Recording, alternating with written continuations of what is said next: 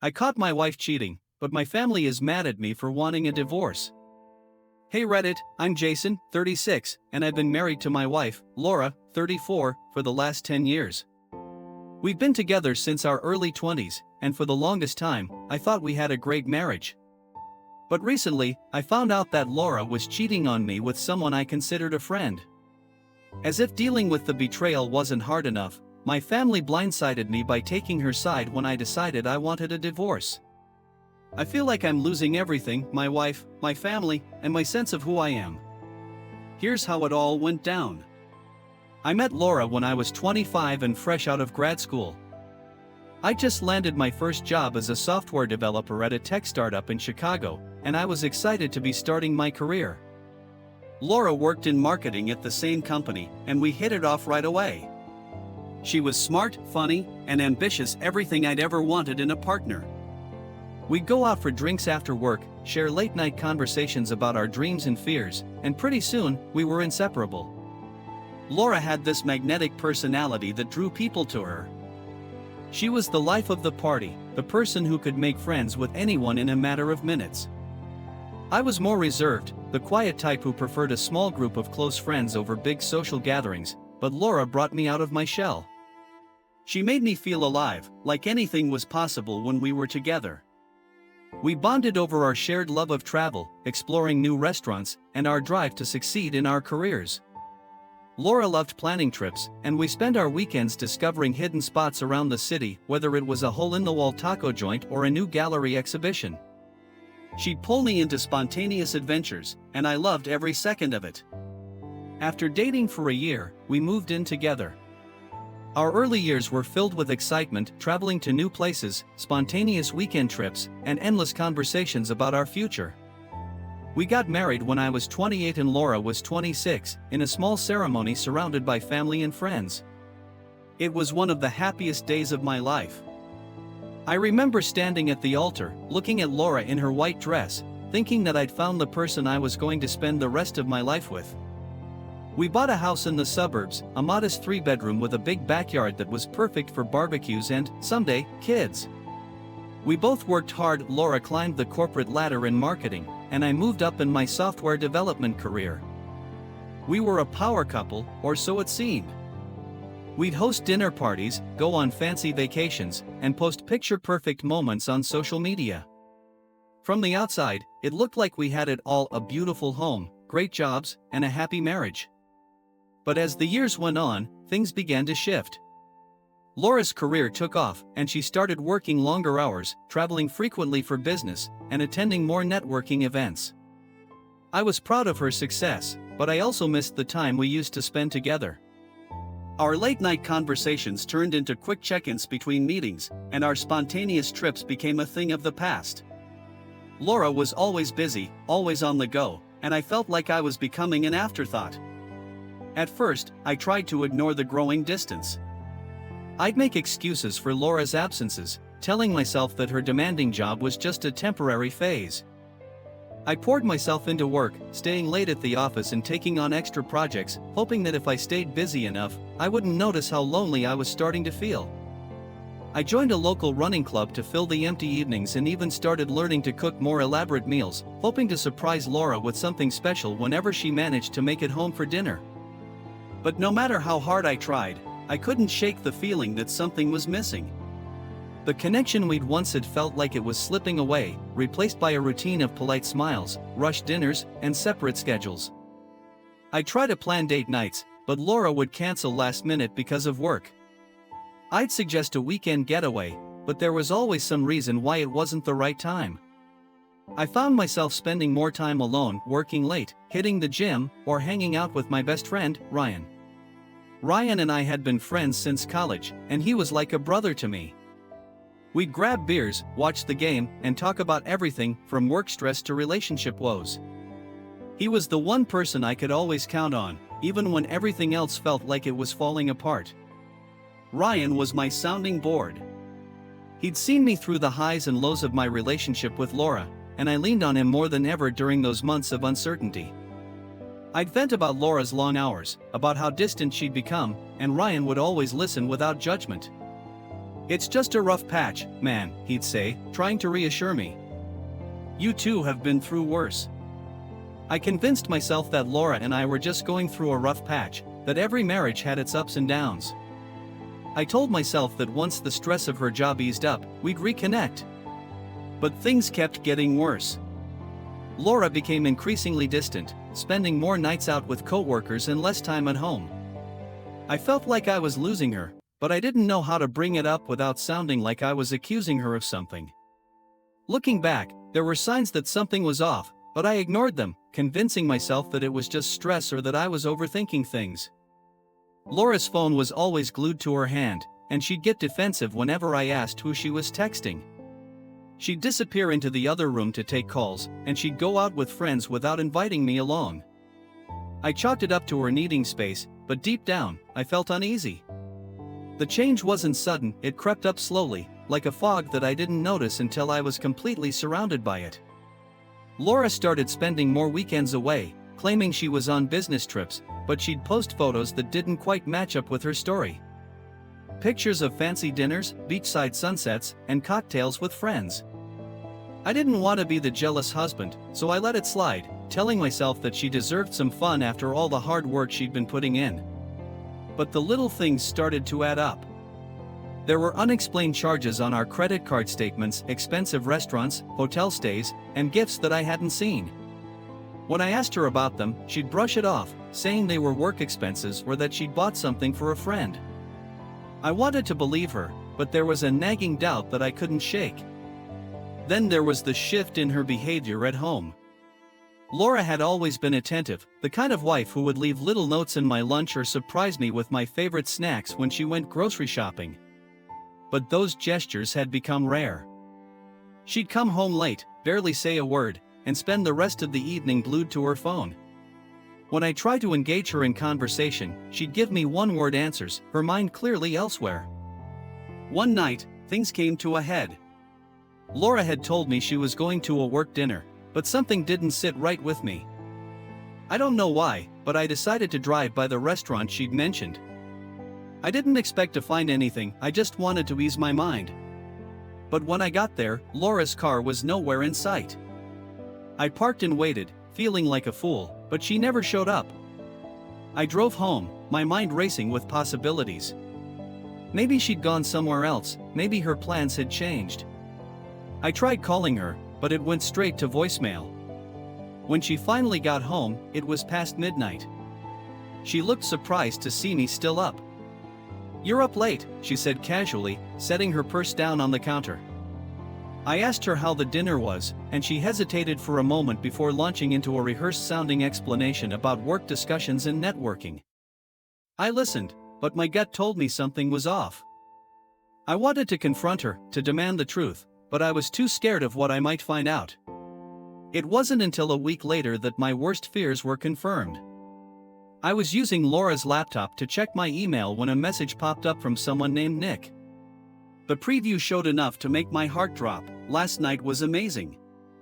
I can't stop thinking about you." My hands trembled as I clicked on the email, and what I found shattered me. There were dozens of messages between Laura and Nick, filled with flirtation, plans to meet up, and confessions of love. It wasn't just an affair, it was a full-blown relationship. I sat there, numb, reading through the exchanges, each one more painful than the last. Laura had been lying to me for months, sneaking around behind my back with someone I'd considered a friend. Nick was a colleague of hers, someone we'd both hung out with at work events and social gatherings. I trusted him. I trusted Laura. And now, everything I thought I knew was falling apart. Update number 1, the confrontation and the fallout. I confronted Laura that same night. She was in the kitchen, scrolling through her phone, completely unaware of the storm brewing inside me. I walked in, holding her laptop in my hands, and asked her who Nick was. She looked up, her face pale, and for a moment, I saw the panic in her eyes.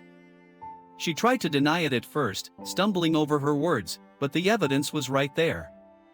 When she realized she couldn't lie her way out, she broke down, sobbing and begging for forgiveness.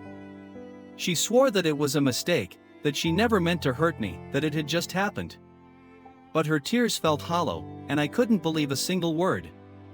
I packed a bag and left that night, crashing at Ryan's place.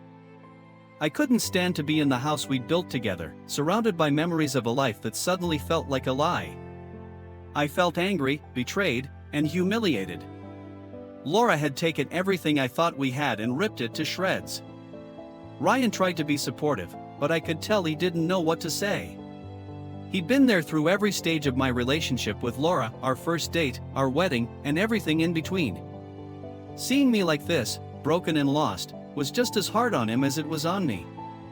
Laura kept calling, texting, and leaving voicemails, pleading for a chance to explain. She swore that she'd end things with Nick, that she'd do anything to make it right.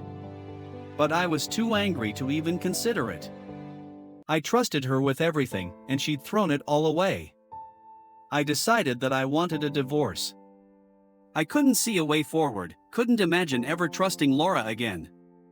I reached out to a lawyer, started looking into the logistics of ending our marriage, and prepared myself for the long, painful process of letting go. But when I told my family about my decision, their reaction blindsided me. I expected them to be supportive, to be on my side. Instead, I was met with disbelief and disappointment. My mom, who'd always been close with Laura, begged me to reconsider. "Marriage is hard, Jason," she said, her voice filled with a mix of frustration and sadness. "You can't just throw it all away because of one mistake." My sister, Gemma, who'd always been the voice of reason in our family, tried to talk me out of it, too. "Maybe you guys can work through this," she suggested. "People make mistakes. It doesn't mean you have to end everything." Even my dad, who I'd always looked up to as a pillar of strength, urged me to think it over. "Divorce isn't easy, son," he said, his voice heavy with concern. "It's messy, and it's painful. Are you sure this is what you want?" I couldn't believe what I was hearing. I was the one who'd been wronged, the one whose life had been turned upside down, and yet here I was, defending my decision to the people who were supposed to have my back. It felt like another betrayal, another slap in the face. I was already dealing with the loss of my marriage, and now I felt like I was losing my family, too. The more I tried to explain my side, the more resistance I faced. My family seemed determined to save my marriage, even if it meant ignoring the pain I was going through. Mom kept pushing me to talk to Laura, to go to counseling, to do anything but give up. "You're both young," she kept saying. "You've got your whole lives ahead of you. Don't let one mistake define your future." It wasn't just one mistake. Laura hadn't just made a bad decision, she'd lied to me for months, carrying on an affair right under my nose. It wasn't something I could forgive, no matter how much my family wanted me to. I started avoiding family gatherings, unable to handle the constant pressure to reconcile. Every phone call with Mom turned into a lecture about forgiveness, and every visit with Emma felt like a thinly veiled intervention. I felt suffocated, trapped between my anger at Laura and my family's refusal to accept my decision. My parents had always been a tight-knit unit, deeply rooted in the values of loyalty, family, and commitment. They'd been married for over 40 years, and in all that time, I'd never once seen them fight. Mom was the peacemaker, always finding a way to smooth over conflicts and keep the family together. I'd grown up watching them weather every storm with grace, and I knew that in their eyes, divorce was the ultimate failure. But I was drowning in my own grief, trying to navigate the end of my marriage while feeling like I'd lost my entire support system. I'd go to bed every night in the guest room at Ryan's, staring at the ceiling and wondering how my life had gotten so off track. I felt like a stranger in my own skin, lost in a sea of anger, sadness, and betrayal. Even my friends were divided. Some of them supported me, telling me I was doing the right thing by walking away.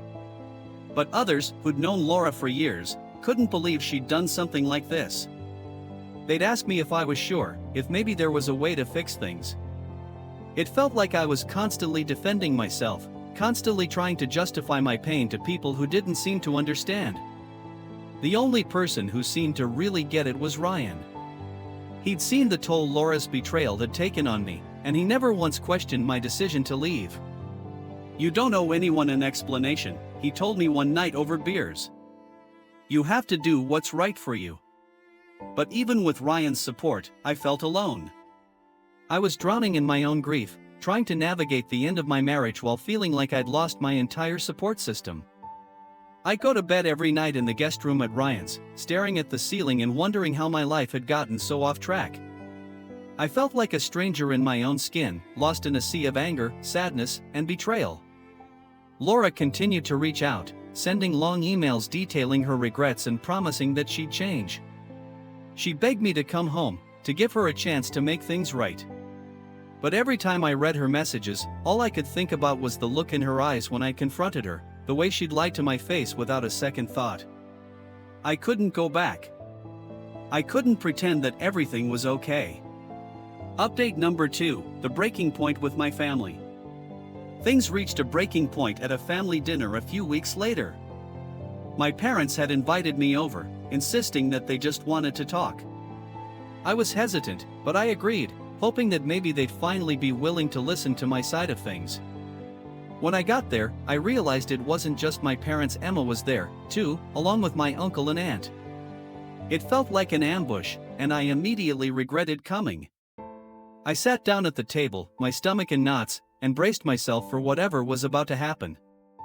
Mom was the first to speak. She talked about the importance of forgiveness, about how every marriage goes through rough patches, and how it was up to us to fight for what we had.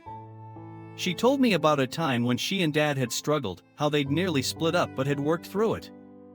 If we'd given up then, we wouldn't be here today, she said, her voice cracking with emotion. I listened, but it only made me feel worse. I knew that my parents had been through their own challenges, but this was different.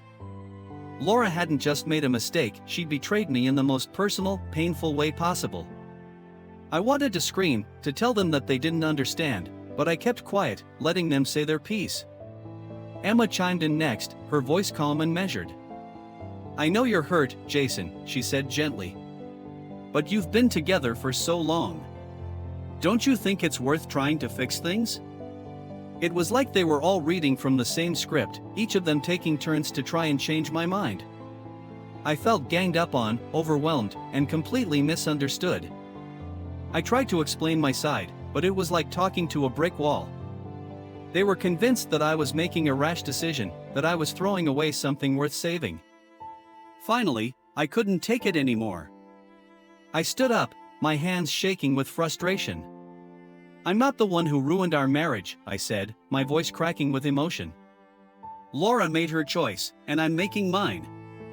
I can't just pretend like everything's okay because you all want it to be. My dad, who had been mostly quiet until now, finally spoke up. Jason, we just don't want you to do something you'll regret, he said softly. Divorce is permanent. Once you go down that road, there's no turning back.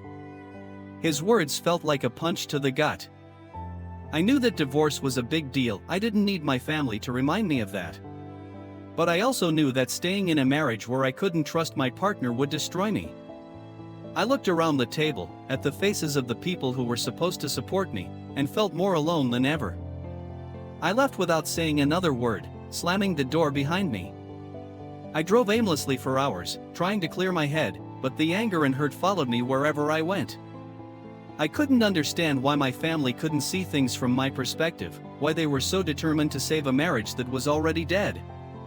After that dinner, I stopped answering my family's calls. I needed space, needed time to process everything on my own terms. I threw myself into work, staying late at the office and picking up extra projects just to keep my mind busy. It was easier to focus on code than to deal with the mess my life had become. But no matter how hard I tried to distract myself, the pain lingered. I'd come home to Ryan's place, exhausted and emotionally drained, and collapse on the couch, feeling like I was drowning.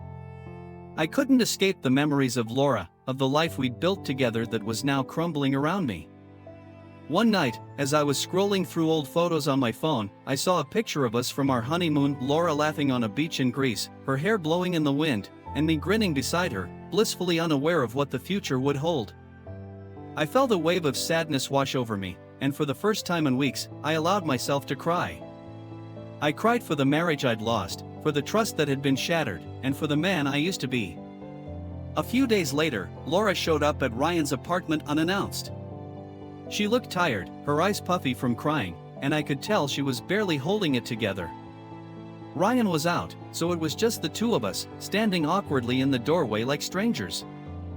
"I just want to talk," she said, her voice cracking. "Please, Jason. I need you to hear me out." Part of me wanted to slam the door in her face, to tell her that she'd lost the right to ask anything of me. But another part of me, the part that still loved her, despite everything, wanted answers. I stepped aside, letting her in, and we sat down at the kitchen table, the silence between us heavy and tense. Laura poured her heart out, telling me how sorry she was, how much she regretted what she'd done. She tried to explain the affair, saying that it had started during a rough patch at work when she'd felt disconnected and overwhelmed. She told me that Nick had been there for her, that he'd made her feel seen and understood in a way she hadn't felt in a long time. "It was never about you," she said, tears streaming down her face.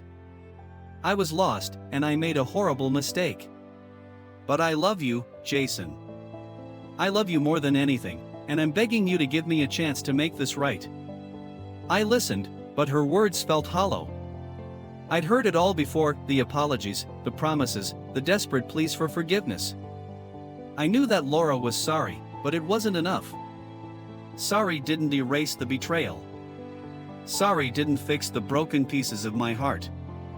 I told her that I couldn't do it anymore, that I couldn't pretend like everything was okay. "I don't trust you," I said, my voice shaking. "And I don't think I ever will." Laura broke down, sobbing into her hands, and I felt a pang of guilt. I didn't want to hurt her, but I also couldn't ignore my own pain. I'd spent so much time trying to make everyone else happy, my family, my friends, even Laura, that I'd lost sight of what I needed. She left that night, and as the door closed behind her, I felt a strange sense of relief. It was over. I didn't know what the future held, but I knew that I needed to start putting myself first.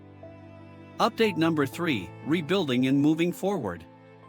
In the weeks that followed, I began to pick up the pieces of my life.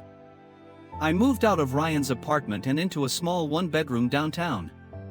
It wasn't much, but it was mine, and for the first time in a long time, I felt like I had control over my own space. I decorated it with things that made me happy: photos of my travels, a record player I'd always wanted but never bought, and a bookshelf filled with my favorite novels. I started going to therapy, which was something I'd never considered before. My therapist, Dr. Jacobs, was a calm, understanding woman who helped me make sense of the chaos in my head. She encouraged me to focus on myself, to stop worrying about what everyone else thought and to start listening to my own needs. I also reconnected with old friends, people I'd lost touch with over the years as Laura and I got wrapped up in our busy lives. I went out for drinks, tried new restaurants, and even signed up for a cooking class, a hobby I'd always enjoyed but had put on the back burner. It felt good to do something for myself, to rediscover the parts of me that had been buried under the weight of my failing marriage. My relationship with my family was still strained. I'd started to talk to them again, but it was clear that the tension hadn't gone away. Mom would call and ask about Laura, hinting that she'd been in touch and that she was still hoping for a reconciliation. Emma would send me articles about couples who'd worked through infidelity, subtly nudging me toward forgiveness. But I was learning to set boundaries, to stand firm in my decision. I loved my family, but I couldn't let their opinions dictate my choices. I'd made up my mind, and I was determined to move forward on my own terms. As for Laura, we were going through the process of finalizing our divorce. It was painful and messy, but I knew it was the right thing to do. She'd sent me one last letter, a heartfelt apology that I read and then tucked away in a drawer. I wasn't ready to forgive her, and maybe I never would. But I was ready to let go. I threw myself into my work, finding comfort in the familiarity of code and algorithms. My boss, who had noticed the change in me, offered me a promotion, a chance to lead a new project that could redefine my career. It was the opportunity one needed to prove to myself that I could still achieve great things, even in the face of personal turmoil. Outside of work, I started going to the gym more frequently, focusing on my physical health as a way to regain control. I joined a local basketball league, reconnecting with a sport I'd loved in college but had abandoned as life got busy. The camaraderie and physical exertion were cathartic, and I felt a renewed sense of purpose every time I stepped on the court. I also found solace in writing. I'd always loved storytelling but had never taken it seriously. Now, I began to jot down my thoughts, journal entries, short stories, even poetry. It was a way to process my emotions, to make sense of the anger, the sadness, and the hope that were all tangled up inside me. Slowly but surely, I started to feel like myself again.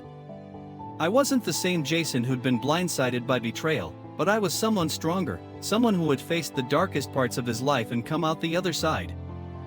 Final update: finding peace and choosing myself. Hey Reddit, it's Jason again. It's been a year since I found out about Laura's affair, and I wanted to give you all an update.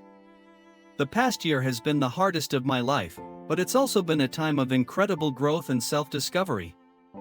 I've learned more about myself than I ever thought possible, and I'm finally in a place where I can say that I'm at peace.